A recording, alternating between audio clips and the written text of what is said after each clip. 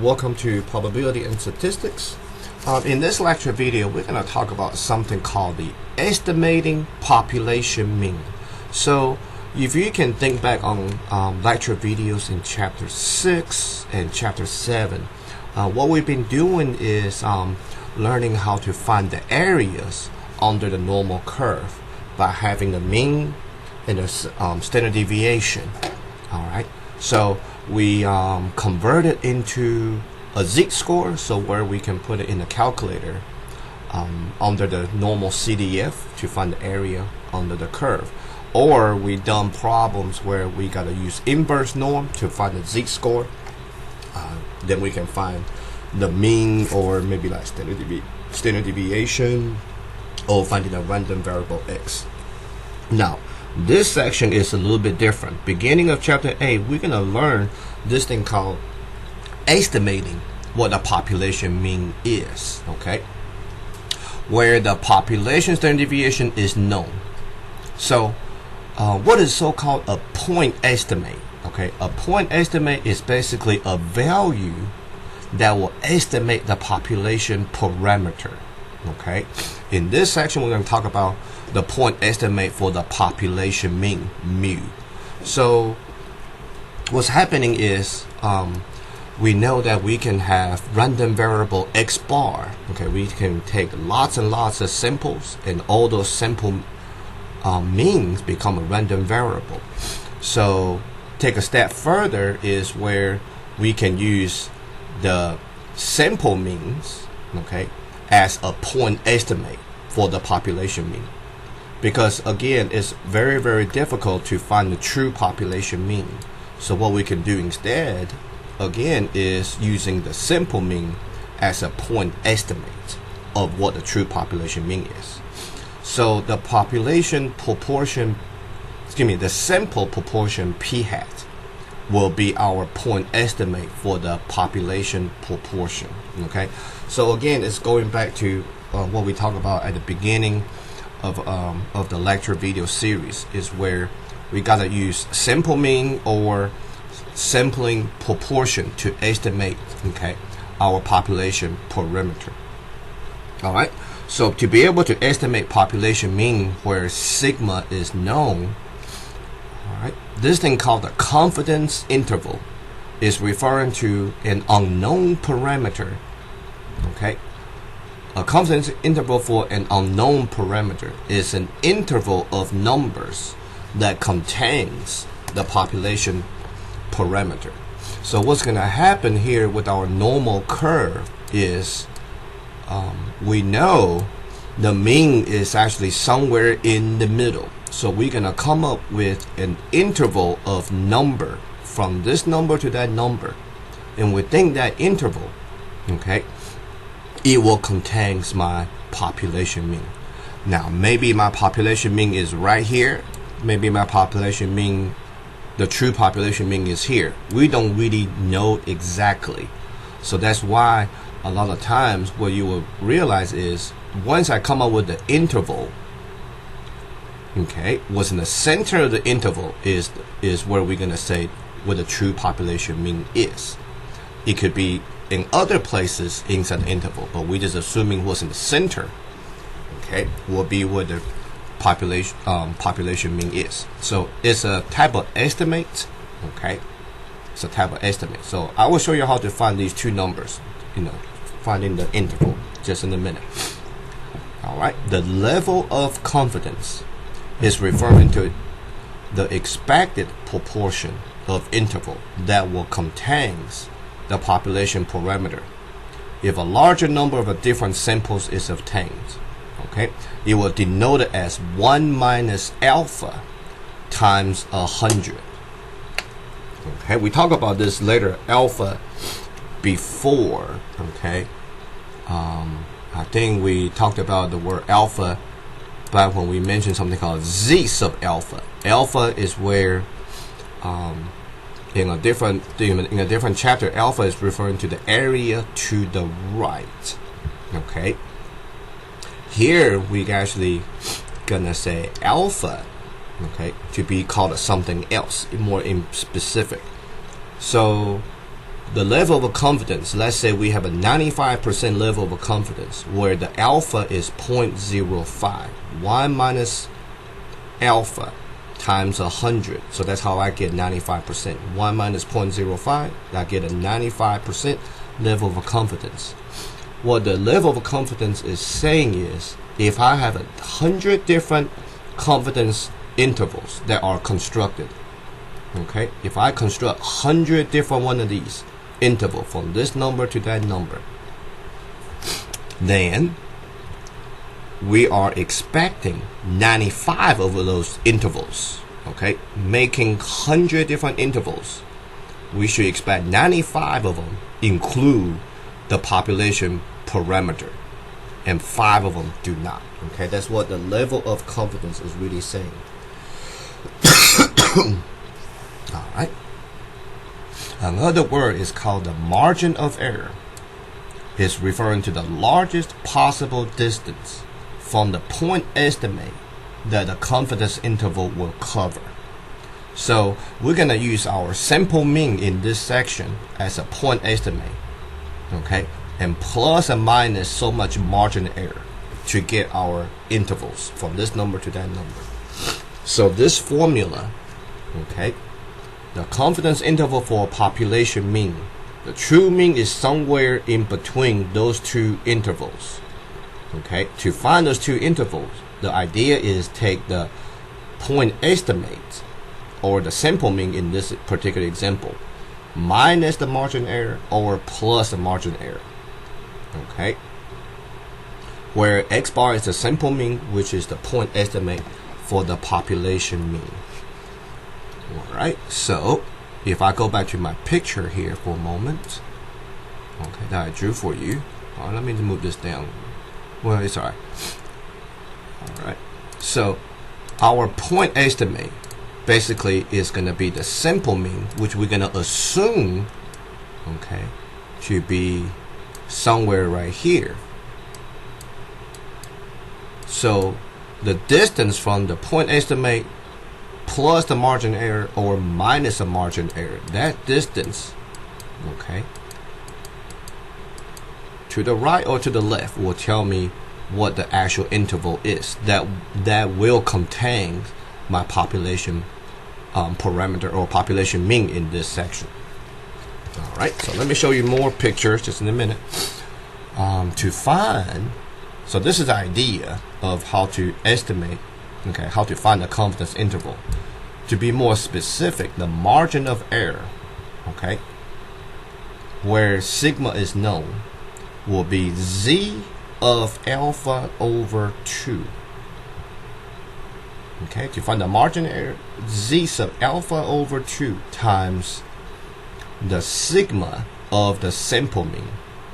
And this formula from chapter 7, okay, the sigma of a sampling distribution will be the population standard deviation divided by square root of n times by z sub alpha over 2.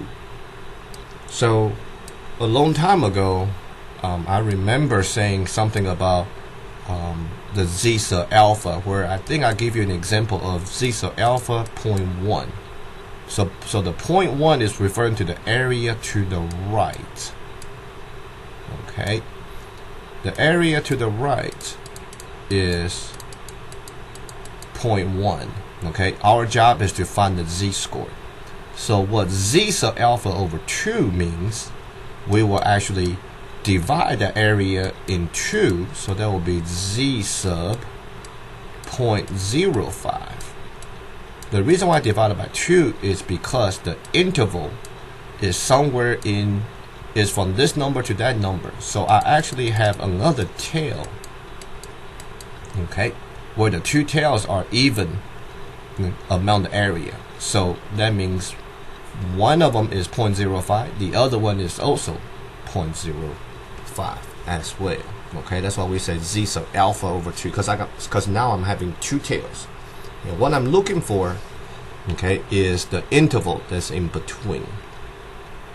Alright, so keep this formula in mind. So generally speaking, to estimate my population mean, we will take the point estimate minus the margin of error. So all this part right here is the margin of error. Okay, all this is a margin of error right here. Okay, so the minus will be referring to the one on the left, the plus will be the z-score on the right, where our sample size is going to be greater than or equal to 30. So this picture here shows a 95% confidence interval.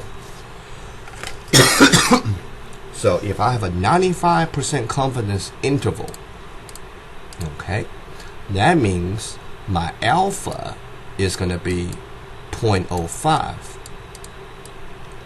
Alright, since I'm having two tails right here, so that's why we divide it by 2. So the area to the right of the one interval and the area to the left of the other interval, okay, will be 0.025.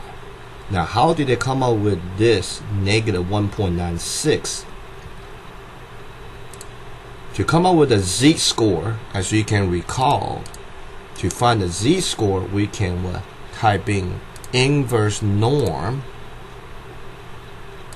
and say area to the left 0.025 comma 0 comma 1, and that will actually give me my z-score here on the left. Since the two areas are the same, the other z-score will be positive 1.96. Alright, so what the picture shows is once I figure out the two z-score, I can find the two interval.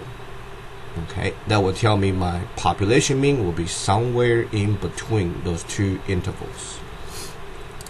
Okay, and z sub alpha over 2 is called the critical value. Alright, now rather than compute this z-score every time for the different confidence interval, okay, on the formula sheet, I'm going to show you, okay, on the formula sheet, if you will flip several pages, right here, critical value, right before we get to the table 8.3, that page before that, alright, that page before that, give us a critical value of z. Alright, 80% confidence interval, 85, 90%, 95. Okay, your z's are alpha over 2. The z-score will be these. So you can actually look it up. Okay, you can actually look it up, your critical value of z. Okay, this way, or you can compute it yourself. Alright, so I'm going to show you where they're at on the formula sheet. So I got this from the formula sheet too, so more color coded. Alright, so again, what we are trying to do is, okay, find the interval. Right now it's just showing the z-score for the interval. What we want to do is find the interval from somewhere to somewhere that will contains, okay, my contains my population mean. Alright, so these three pictures are the example of your different confidence interval. Alright, so how do I construct confidence interval by hand? Make sure the sample size is greater than or equal to 30. Find the point estimate. The point estimate is going to be the mean of the sampling distribution x bar, which is going to equal to my point estimate. Alright, the sample standard deviation of the sampling distribution, sigma over square root of n. Alright, got to find the critical value. Got to find the critical value too. So once I got my point estimate, got my critical value, know my standard deviation for population, know my sample size, we can all punch it in. Okay, and that will give me two numbers. And my population mean will be somewhere between these two numbers, called the lower bound and upper bound. Now to do this in the calculator, which is the way I like to do it, is actually much simpler. Okay, so where we want to go in the calculator is go to press stat, go to the word called test, and looking for z interval. Okay, the reason why you know it's called the z interval because my critical value z is a z interval. So Z interval is number 7. And what we're doing right now is called constructing a confidence interval. That's why the interval gives you a hint. Alright, press the word stat. Now if a problem give me data, okay, where I typing on the L1, L2, that would be highlight data. If not, highlight the word stat, and we can type in all this stuff right here. And it will tell me the interval. Okay, so I'm gonna run through a couple examples real quick based on these concepts I show you before we'll do a full-blown problem. Okay, remember the population mean is gonna be in the middle of where the point estimate minus the margin error, or what, the point estimate plus margin error.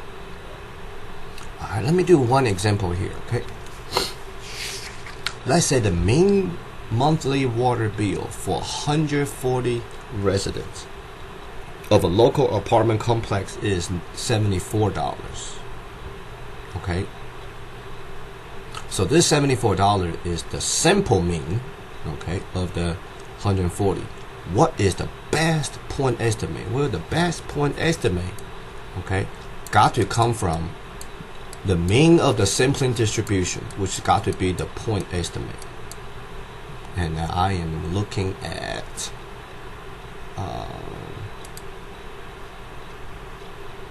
I wrote it down somewhere. I think it's under the formula right here. Okay, the mean of the sampling distribution X bar is going to be the best point estimate that's available to us. So the best point estimate is the $74 from what? From the 140 residents. Okay, that's the best point estimate I can use. Alright, so given the following confidence interval, okay, my true mean is somewhere between 13.65 to 14.59. Compute the margin of error. Okay, so the margin of error is inside these two numbers. Okay, so how do I find this? Well, if you think about the picture here, okay, under the normal curve, right now I got 13.65 to the other interval 14.59. My true mean is somewhere in between. So where is the best? Where is the best place? Okay, where is the best place to assume where the population mean is? The best place is right here in the middle. Okay, that's where my true mean, I'm gonna say, is located. So margin of error is referring to the distance from the mean to my what? To my confidence interval. So the way we're gonna do this is we're gonna subtract these two numbers. Okay, see what the total distance is. Let me get out of this thing real quick. Alright, if I take 14.59 minus 13.65, the total distance, okay, between the two interval is 0.94. Alright, each distance, okay, is going to be the same distance to the mean, so divided by 2. So my margin of error, 0.47. Okay, that's how we find the distance from the mean to the interval. Alright, so the answer is 0.47. That's the margin of error. Alright, let's give this a try, okay? The problem wants me to construct a 95% confidence interval for the mean amount of money spent on the meal for all college students. So here I have the mean amount of money spent on the meal for a sample of 538 college students is $7.56. So out of the 538 students we sampled it, the mean is $7.50. So that tells you that the best point estimate is the mean of the sampling distribution X bar which is the best point estimate for my confidence interval, which is $7.50. Okay, you know we cannot ask every single college students, okay, in the country, see how much money they spend on a meal. So the sample mean, okay, is my best point estimate. All right, my sample size N is 538. All right, I need to construct a 95% confidence interval. So my C level, my confidence level, all right, is going to be 0.95. All right.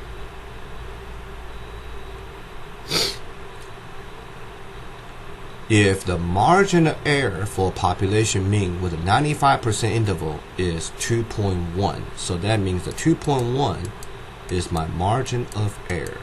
So this problem tell me what the margin of error is, and I know my point estimate. Construct a 95% confidence level. All right. So if we go back to the formula, I don't have to do all these z sub alpha over 2, okay? Because I already have, the problem already told me the point estimate and the entire, okay, margin of error. So all I gotta do here is to figure out, okay, from the sample mean to the margin of error, okay, that will tell me the interval. So let me try to draw this. So right now under the normal curve, okay, my best point estimate is going to be right here in the center using a sample mean. All right, the margin of error is 2.1, so 2.1 places to the right, 2.1 places to the left. So if I take 7.5 plus my margin of error 2.1, that will tell me my upper bound is 9.6. My lower bound 7.5 minus 2.1 is 5.4. Okay, so what it's saying is we are 95% confident. So from 5.4 to 9.6 is 95%. So we are 95% confident to say that, okay, the true mean, okay, of what college students spend on a meal is between $5.40 to $9.60. And we are 95% confident to say that the true mean of the amount of money spent on a meal for a college student is from $5.40 to $9.60. That's how we estimate. Okay, so is the true mean $7.50? No. The $7.50 is just a best point estimate of what the true population means. So the true population mean would just be between what? These two amounts. Okay, somewhere in between. But for me to construct the 95% confidence interval to figure out the 5.4 and 9.6 is I have to assume, okay, use my point estimate here in the middle to assume what? To assume my true mean is somewhere between the interval. Okay, so that's what's going on here with a confidence interval. All right. So this problem give me the margin error. Most of the time they don't do that. So let's try a full-blown problem. Okay. So when you read this problem, okay, economists want to estimate. Let's see that estimation right here. Estimate the mean per capita income for a major city in California. Suppose the mean income found is $19.1. Okay, this is in thousands of dollars for a random sample of 2,482. Assume the population standard deviation is known to be $12.7 thousand. Construct a 98% confidence interval. Okay. So let me draw you a picture, okay? I'm gonna go back and find my normal curve somewhere, because I can draw it very pretty. Excuse me, I should have stole my normal curve on other sections here. That's not the section. Let me go to my notes real quick. I think I can find one 6.1 maybe. Yeah, 6.1. Always go back to 6.1. Alright, let me steal this. Alright, so what is going on so far is I want to construct a 98% confidence interval. So from here to here, let's say from here to here, in the middle is my 98% confidence interval. Alright. From here to here. So my job is to figure out what these two numbers is. Okay, so my best point estimate, alright, got to be the mean of the sampling distribution out of the 2,482 people. Okay, that's my best point estimate, which is the $19.1 thousand. Alright, the problem tell me the sample size N is 2,482. That's a big size right there. And assuming the population standard deviation is known. Okay, this is the difference. This part right here will be the difference from this section to the next section. Okay, this is where we know what the population standard deviation is. 12.7. Alright, construct a 98% confidence interval. So that means my confidence level is 0.98. Alright, so if I do this in the calculator, okay, go back to stat, test. Which one do I do? It's called a Z interval. Why do I use Z interval? Okay, because in the formula that I showed you earlier, okay, I got to find a z-score. The idea is to find a z-score for those two confidence interval first before I can find the actual amount. Okay, so that's called a z-interval. Typing my standard deviation, which is 12.7. Enter. My best point estimate, 19.1. Enter. My sample size, 2,482. Enter. My C level is 0.98. Alright, press enter, calculate. Alright. Round to one decimal place. So that will be 8. So my interval will be 18.5. So this is $18.5 thousand to 19.7. My upper bound. $19.7 thousand. So what the problem is trying to say is we are 98% confident that the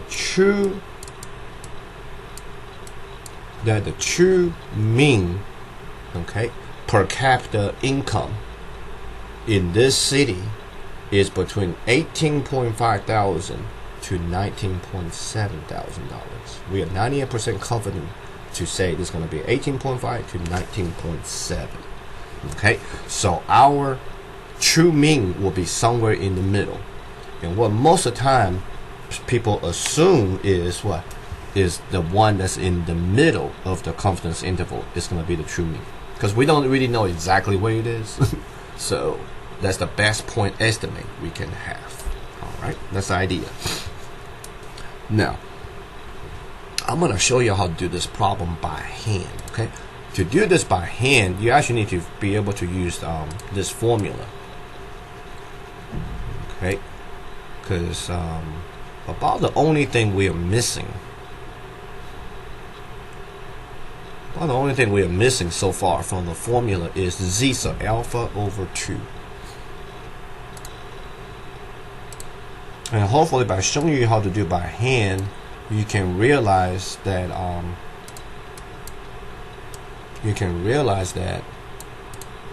when we do this in a calculator, we got to be looking for z, okay, interval, because this is z, so alpha over 2 is referring to the z-score. All right, so my x bar is 19.1.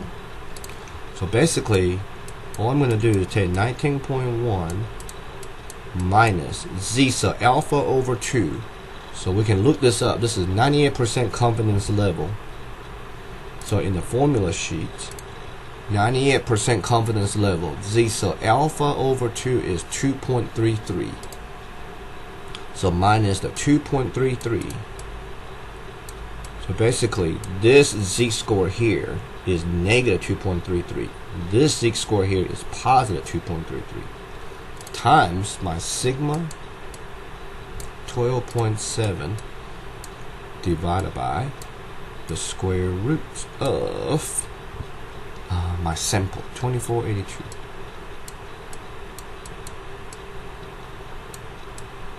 All right, the only difference between the lower and upper bound is the upper bound will be a plus.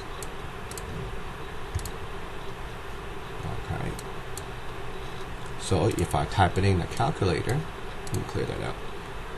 19.1 minus 2.33 times parenthesis of my 12.7 divided by my square root of 2482. Close the parenthesis for the square root, close the parenthesis for my fraction. 18.5. Same thing. Second entry, change the minus sign to a plus sign. And here's my answer. Okay, 19.7. Same thing. Alright, so if you want to do this in the calculator, make sure you know you're supposed to come what? Come to the z interval. I'm going to try another one. Excuse me, it's not lower bound, it's called the textbook called it the lower endpoint or the upper endpoint. I call it the bound. It's same thing. Textbook says endpoint, I say bound. Alright, the Water Works Commission need to know the mean household usage of water by the residents of a small town in how many gallons per day. So let's assume in a population standard deviation. Oh, here you go. This is the key difference between this section to other sections. The population deviation is 1.6. The mean water usage per family was found to be 14.6 gallons per day for a sample of 164 families. So out of the 164 family they sampled, the mean of the 164 is 14.6. So my mean of the sampling distribution, okay, it will be my best point estimate, which is 14.6 gallons. This is the best number I have available, okay, to estimate my population mean. Alright, sample size is 164. My population standard deviation is 1.6. Alright, I'm going to do the 80% confidence interval. Alright, so stat test number 7, z interval. Okay, my standard deviation this time is 1.6. Enter. My point estimate 14.6. Enter. Mean 164. Enter. My confidence level 0.8. Enter. Calculate. Alright, so my lower bound or lower endpoint 14.4, round to 1 decimal place.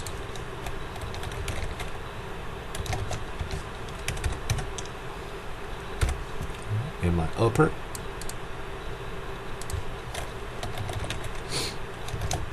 upper endpoint or upper bound. Okay. 14.8.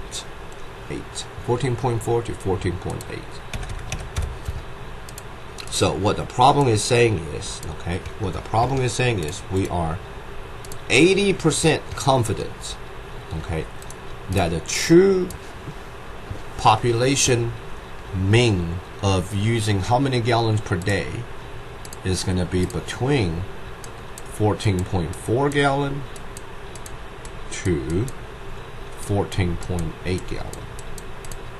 Okay, so the true population mean is somewhere in the middle, and we are 80% confidence level to say that.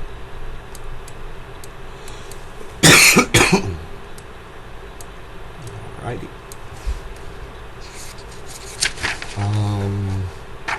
I'm gonna show y'all this type of problem. There's a formula, okay, to figure out the minimum sample size that is needed to estimate a population mean. Okay, so the minimum size, all right, is gonna be the critical value of z. Z, so alpha over 2 times the population standard deviation divided by the margin error. Then the whole thing gonna be squared.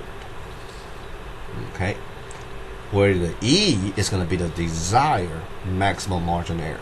So basically you're controlling, okay, basically what we're doing is controlling how much margin error we want. Okay, of course, smaller the margin error, the smaller the margin error, that means smaller the distance to the true mean in the center. Okay, we are squeezing the interval inward if we have a smaller margin error. Alright, so let's take a look. Okay, there's nothing hard. Just follow the formula. Follow the formula here. Let me just kind of bring it down real quick. I know who's involved. The trick is know what all these numbers represent in the formula. Electric corporate cooperative need to know the mean household usage. Okay, they would like to estimate to have a maximum error of 0.12. So that means the margin error they want is only going to be 0.12 kilowatts. A previous study found that an average family standard deviation, so the population standard deviation is 1.2 kilowatts, and the mean is 17, okay, 0.9 kilowatt per day. Alright, so the previous study, so that means this is from a sample, so your point estimate is going to be 17.9.